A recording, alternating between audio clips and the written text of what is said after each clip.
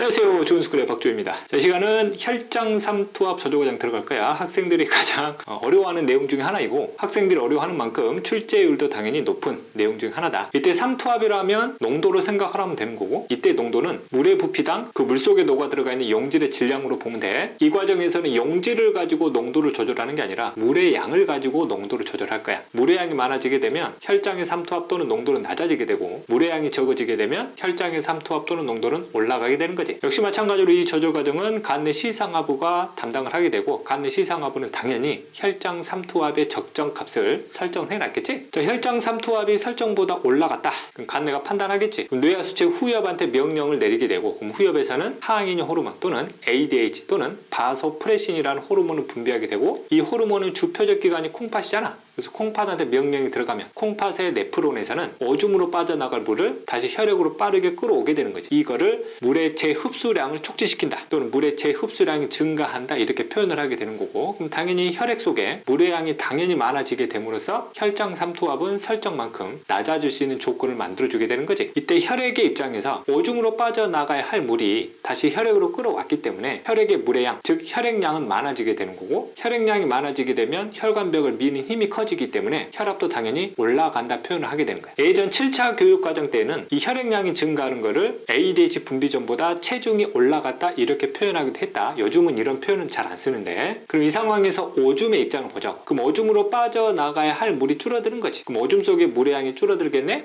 즉 오줌량이 감소하게 되는 거고 그 오줌 속에 물의 양이 줄어드는 만큼 오줌의 농도, 즉 오줌의 삼투압은 올라간다 이렇게 표현하면 돼. 그래서 오줌의 삼투압이 올라간 현상을 진한 오줌을 싼다 이렇게 표현도 하는 거지. 그럼 혈장 삼투압이 올라가는 상황은 어떤 상황이냐? 여러분들이 혈액의 농도보다 높은 농도의 용액을 섭취했을 때지. 가장 대표적인 애가 소금물을 섭취했을 때. 두 번째 상황이 땀을 많이 흘렸을 때다. 땀의 주성분은 99%가 물이기 때문에 땀을 많이 흘리게 되면 내 몸속에서 물이 체외로 많이 빠져나가게 되니까 혈액의 물의 양이 줄어들게 됨으로써 혈장 삼투압이 올라가는 거지. 그럼 혈장 삼투압이 올라가는 거를 여러분들이 의식적으로 느낄 수 있지? 또는 갈증을 느낀다? 이런 경우라면 내 몸의 혈장 삼투압이 높은 상황이구나 라고 너희들이 알 수 있는 거고 그럼 반대로 혈장 삼투압이 설정보다 너무 낮다 그러면 간내 시상하부에서는 후엽을 통한 ADH 분비량을 줄이게 되겠지? 그럼 콩팥에서는 물의 재흡수율이 떨어지게 되는 거고 그러면 오줌을 통해서 물이 많이 빠져나가게 되겠네. 그럼 혈액의 입장에서는 혈액의 물의 양이 줄어들게 되니까 혈장 삼투압은 다시 올라가게 될 것이고 혈액량이 줄어드니까 혈압은 내려가겠지. 오줌의 입장에서는 오줌의 물의 양이 많아지니까 오줌량이 많아지게 되는 거고 오줌의 농도, 즉 오줌의 삼투압은 낮아지게 된다 이렇게 표현하면 돼. 그럼 혈장 삼투압이 설정보다 낮은 상황은 어떤 상황이냐 그러면 여러분들이 혈액의 농도보다 낮은 농도의 용액을 마셨을 때거든. 가장 대표적인 애가 물을 다량 섭취했을 때, 그다음 물의 함량이 높은 과일 중에서 수박을 다량 섭취했을 때 내 몸의 혈장 삼투압이 낮아질 수 있는 거지. 항인효 호르몬 또는 ADH 같은 경우는 주 조절 목적이 혈장 삼투압 조절을 목적으로 하는 건데 이놈의 분비량에 따라서 혈압도 바뀌기 때문에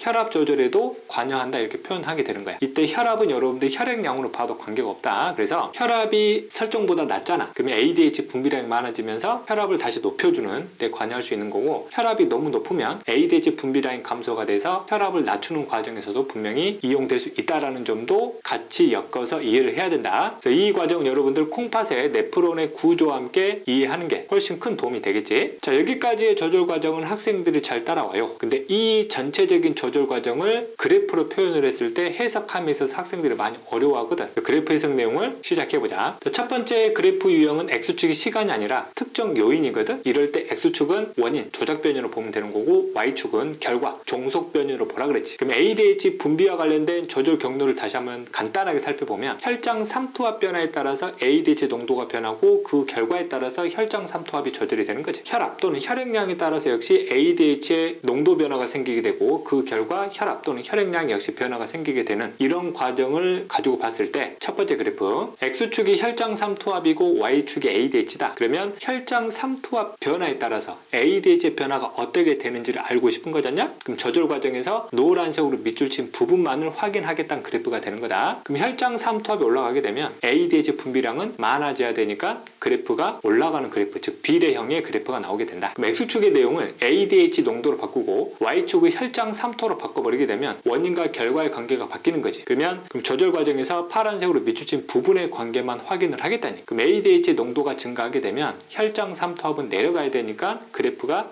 내려가는 그래프, 즉 반비례형 그래프가 나오는 거지. 세 번째, X축이 혈압이고 Y축이 ADH. 그럼 혈압을 원인으로 두고 ADH의 농도 변화를 결과로 보는 거기 때문에 조절 과정에서 역시 노란색으로 밑줄친 부분만 확인하고 싶은 거야. 그럼 혈압이 올라가게 되면 ADH 분비량을 줄여야 되니까 전체적인 반비례형 그래프가 나오게 된다. 이때 X축을 ADH의 농도, Y축을 혈압으로 바꾸게 되면 ADH가 원인이 되고 혈압이 결과가 되는 거니까 조절 과정에서 파란색의 관계만 확인하고 싶은 거야. 그럼 ADH 농도가 증가하면 증가할수록 혈압도 올라가게 되니까 그래프가 올라가는, 즉 비례형 그래프가 나오게 되는 거지. 자, 지금 보여주는 그래프는 이때 조작 변이, 즉 원인에 해당되는 내용을 여러 개를 동시에 집어넣어준 대표적인 유형의 그래프다. 항상 이런 그래프 형식의 내용이 나올 때 문장은 잘 읽어봐라. 문장 속에 원인과 결과가 이미 다 제시가 돼 있거든. 체액의 삼투압, 혈액량, 혈압에 따른 ADH의 농도 변화를 보고 싶은 거지. 그럼 이때 ADH 농도 변화가 결과인 종속 변이 되는 거고, 체액의 삼투압과 혈액량과 혈압이 조작 변이 되는 거야. 조절 과정에서 노란색으로 밑줄 친 부분만 확인을 하겠다는 뜻이 되는 거거든. 이때 혈액량과 혈압은 동일한 말로 보면 돼. 그래프가 이렇게 나와 있단 말이야. 이 말은 무슨 말이냐면 이 세 가지 요인을 X축에다가 놓고 해석을 한 뜻이야. 혈액량과 혈압을 X축에다가 놓고 보면 혈액량, 혈압이 올라가게 되면 ADH 분비량을 줄여야 되니까 반비례형 그래프가 나오는 거지. 그럼 이때 X축을 체액의 삼투압, 즉 혈장의 삼투압으로 보게 되면 혈장 삼투압이 증가할수록 ADH 분비량 많아지게 되니까 그래프 양상이 올라가는, 즉 비례형 그래프가 나오는 거지. 자, 다음 또 제시된 그래프 유형. 이 그래프도 문장을 잘 읽어보게 되면 혈액량이 서로 다른 세 가지 경우에 대해서 혈장 삼투압에 따른 ADH의 농도 변화를 보고자 하는 그래프지. 그래프를 보면 X축에 일단 혈장 삼투압이 들어가 있어요. 아, 그러면 혈장 삼투압과 ADH의 관계를 확인하기 위한 그래프다라는 걸 확인할 수 있을 거고, 그 다음에 또 다른 조작 변이니 혈액량을 변화시켰지. 즉 혈압도 같이 변화시켰을 때다. 근데 이때 혈액량에 따른 또는 혈압에 따른 ADH 농도 변화는 X축에다 놓고 보는 게 아니야, 이 그래프는. 이런 경우에 그래프 해석을 어떻게 하냐? 첫 번째, 혈장 삼투압과 ADH의 농도 변화의 관계를 알고 싶다 그러면 혈액량은 통제시켜야 돼. 즉 세 가지 중에서 하나만 보면 된다는 얘기야. 그러면 혈장 삼투압이 증가하게 되면 ADH 농도 변화는 올라가게 되는 거지. 아, 그러면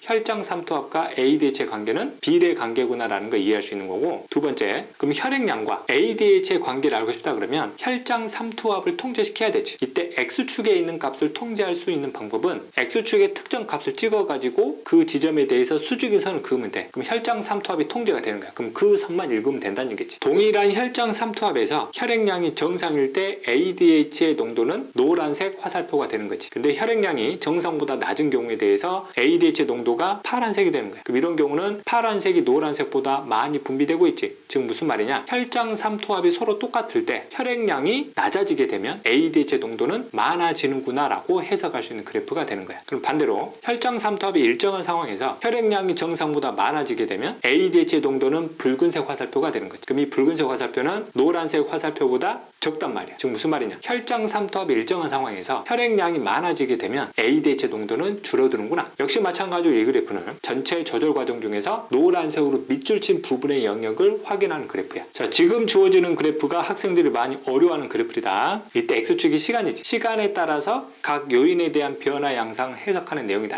자, 특정 시간에서 내가 물을 먹었어요. 소장에서 물의 흡수량이 많아지기 때문에 혈장의 물의 양이 많아지지. 즉 혈장 삼투압이 낮아지게 돼. 혈장 삼투압이 낮아져 있는 상황이니까 간 내 시상하부가 ADH 분비량을 줄이겠지. 그럼 콩팥한테 제대로 명령이 들어가지 않으니까 콩팥에서는 물의 제 흡수량을 늘릴 필요가 없는 거지. 그럼 오줌을 통해 빠져나가는 물의 양이 많아지니까 오줌량은 많아지면서 오줌의 농도, 즉 오줌의 삼투압은 낮아진단 말이야. 그래서 그래프가 역시 혈장 삼투압이 낮아지는 만큼 오줌의 삼투압도 같이 내려가는 거 보이지. 그럼 이후에 혈장 삼투압이 다시 정상으로 회복이 됐다는 얘기는 혈액 속에 있는 물이 몸 밖으로 많이 빠져나갔다는 얘기가 되는 거고, 그럼 그 결과 오줌을 통해서 빠져나가는 물의 양도 줄어드는 만큼 오줌의 농도, 즉 삼투압도 다시 올라가는 이런 그래프로 여러분들이 해석할 수 있는 거지. 자, 이 그래프의 시간에 따른 변화 양상을 보면 혈장의 삼투압과 오줌의 삼투압의 변화 양상이 유사하게 가는 거 보이지? 그럼 이 요인을 콩팥에서 물의 제 흡수량으로 표현을 하잖냐? 그럼 물 섭취 이후에 물의 제 흡수량이 줄어들게 되니까 물의 제 흡수량도 이 그래프하고 유사한 양상으로 가면 돼. 거기에다가 물을 섭취하게 되면 ADH의 분비량도 줄어들게 되기 때문에 ADH 농도도 떨어지겠지. 그래서 정리하면 혈장의 삼투압, 오줌의 삼투압, 물의 제 흡수량 또는 물의 제 흡수 속도, ADH 분비량 또는 ADH의 농도는 시간에 따라서 변화 양상이 유사하게 간다라는 거지. 그럼 이 그래프를 반대로 뒤집어서 해석을 하면 오줌의 생성 속도로 해석할 수 있어. 즉 ADH의 분비량이 줄어들게 되면 오줌을 통해서 빠져나가는 물량이 많아지게 되니까 오줌 생성 속도는 많아지게 되겠죠. 반대로 ADH 분비량이 많아지게 되면 오줌을 통해서 빠져나가는 물량이 줄어들게 되니까 오줌 생성 속도는 줄어든단 말이에요. 그래서 구간을 1과 2로 나누게 되면 시간에 따라서 각 요소별로 이 표처럼